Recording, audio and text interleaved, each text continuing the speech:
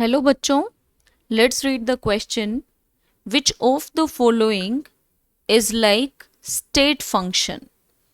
इनमें से कौन सा जो है वो स्टेट फंक्शन है? हमें ए बी सी डी और ई 5 क्वांटिटीज दी हुई हैं. पहले उनको समझना है और फिर डिसाइड करना है कि उनमें से कौन सा स्टेट फंक्शन है.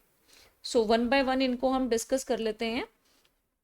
फर्स्ट है Q प्लस W.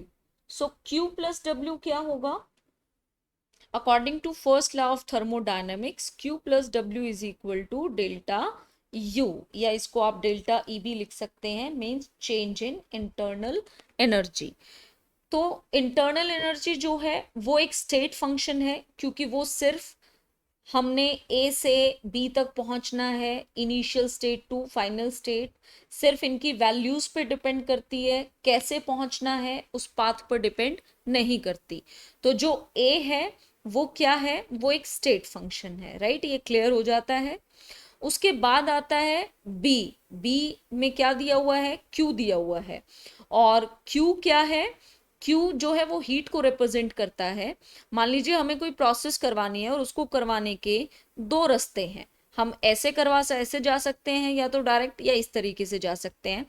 तो दोनों पाथ्स के ड्यूरिंग द जो चेंज इन हीट होगा, कि वो प्रोसेस करवाने के लिए हमें कितना हीट चेंज चाहिए, एब्जॉर्प्शन करवाना है या एमिशन करवाना है, वो उस प्रोसेस के होने वाले पाथ पर डिपेंड करती है, ना कि स्टेट पर.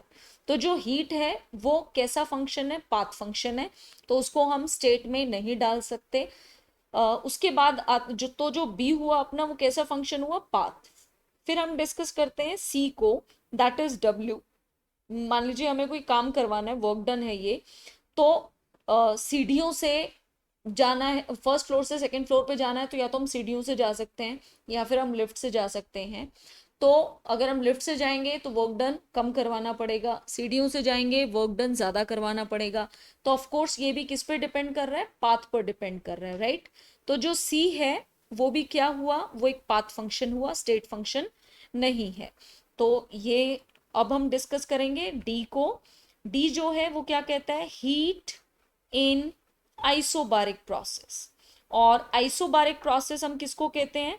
एक ऐसी प्रोसेस जहां पर प्रेशर को हमने क्या रखा हुआ है? कांस्टेंट. प्रेशर को क्या रखा हुआ है यहां पर? कांस्टेंट. तो हीट एट कांस्टेंट प्रेशर जो है वो किसके इक्वल होता है? एंथैल्पी चेंज के इक्वल होता है. ठीक है? एंथैल्पी चेंज मीन्स आप इसको इस तरीके से लिख सकते हैं, एंथैल्पी चेंज, राइट? और एंथैल्पी चेंज जो है वो स्टेट्स पर डिपेंड करता है कि फाइनल स्टेट की वैल्यू कितनी है और इनिशियल स्टेट की वैल्यू कितनी थी, एंड ड्यूरिंग दैट चेंज कितना एंथैल्पी की वैल्यू में चेंज आ रहा है, कितना एंथैल्पी चेंज मिल रहा है हमें, राइट? वो पाथ पर डिपेंड नहीं करेगा कि हमने वो प्रोसेस करवाया कैसे है. तो जो डी है यानी एंथैल्पी, वो बिल्कुल एक स्टेट फंक्शन हुआ, राइट? उसके बाद ई क्या दिया हुआ है हमें? Work in adiabatic process.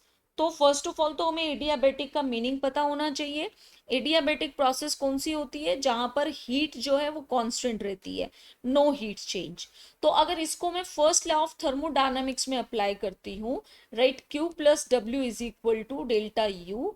अगर हीट चेंज नहीं हो रहा है, ये जीरो है, तो यहां से अपना वर्क डन जो है वो डेल्टा यू के इक्वल बन जाता है, यानी चेंज इन इंटरनल एनर्जी. और जो इंटरनल एनर्जी है वो एक स्टेट फंक्शन होता है, जो कि internal energy during the initial state and final state, इनकी वैल्यूज पे डिपेंड करता है, राइट? तो वो एक पाथ फंक्शन नहीं है, वो एक स्टेट फंक्शन है. तो जो ई ऑप्शन है वो भी क्या हुआ? अपना स्टेट फंक्शन हुआ.